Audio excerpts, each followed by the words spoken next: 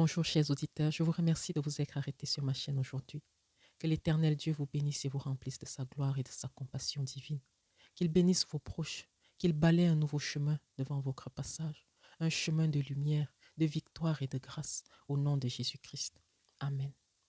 Nous allons lire aujourd'hui dans Jérémie 22, verset 3 qui dit: Voici ce que dit l'Éternel, exercez le droit et la justice, délivrez celui que l'on exploite de l'oppresseur. Ne maltraitez pas l'étranger, l'orphelin et la veuve, ne commettez pas de violence envers eux, ne tuez pas des innocents dans ce lieu. On va s'attarder sur ce verset et l'étudier. Quand l'Éternel dit exercer le droit et la justice, est-ce qu'aujourd'hui on exerce encore le droit et la justice?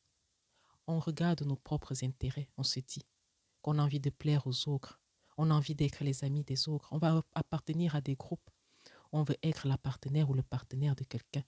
Alors on doit se plier aux règles qui nous sont données par les hommes. Mais est-ce que les hommes ou l'Éternel, y a-t-il un choix à faire entre les deux? On choisit l'Éternel, on choisit ses consignes, ses directives. Alors jugeons de façon juste. Quand nous voyons deux personnes qui sont en conflit, ne choisissons pas le riche et ne laissons pas le pauvre parce qu'on veut s'attirer les faveurs du riche. Ne choisissons pas le membre de notre famille et on chasse l'inconnu parce qu'on se dit on ne veut pas de conflit. Ne choisissons pas la belle femme ou le bel homme en se disant là il pourra me regarder. Non, restons justes. Parce que le choix qu'on va faire pour nos propres intérêts, notre choix, ce qu'on désire, ce qu'on aura, on finira par le perdre, car le jugement de l'Éternel est plus sévère et amer que notre propre jugement. Parfois, nous-mêmes, on se transforme en oppresseurs. Nous commençons à exploiter les autres parce qu'on se dit, je demande un service aujourd'hui, il doit me le rendre, il me le doit bien. Après-demain, ce ne sera plus un service. Après-demain, ce seront des ogres. Ce seront des tâches qu'on va accumuler sur les têtes des ogres, sans leur rendre également l'ascenseur, sans se demander une minute, mais est-ce que j'ai le droit de traiter cette personne comme ça? C'est pas parce qu'on a un statut social ou un peu d'argent dans les poches qu'on va se dire qu'on est supérieur aux autres. Tous les hommes sont égaux devant l'Éternel.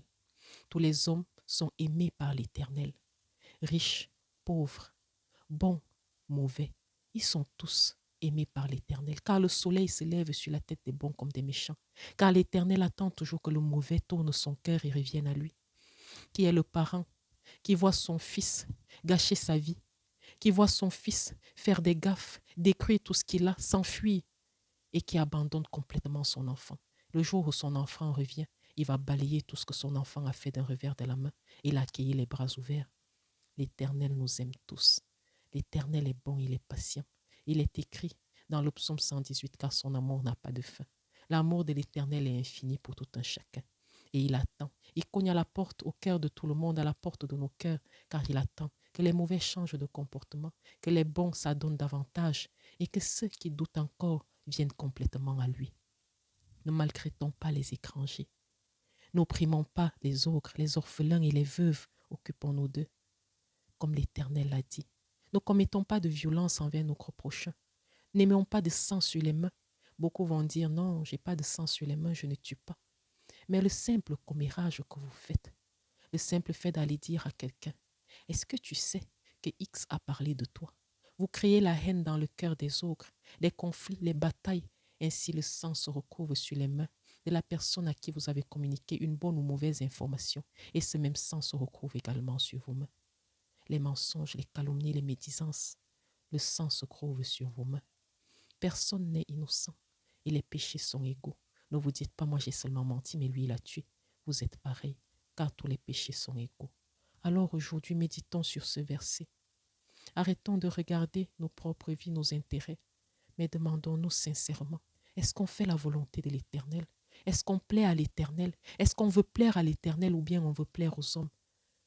Alors quand vous aurez votre réponse, l'Éternel lira la pensée de vos cœurs et vous bénira si vous le suivez. Et si vous lui tournez le dos et vous dites, nous on préfère plaire aux hommes, alors chacun recevra ce qu'il s'aimera. Que l'Éternel Dieu Tout-Puissant vous bénisse, qu'il touche vos cœurs et vous ramène complètement à lui. Que la lumière de l'Éternel paraisse dans vos vies et reste. Et que les choses de ce monde ne vous attirent plus, car elles sont vaines et passagères. Au nom de Jésus-Christ, nous avons prié. Amen. Soyez bénis et que Dieu bénisse votre journée. Et je vous dis à la prochaine. Merci.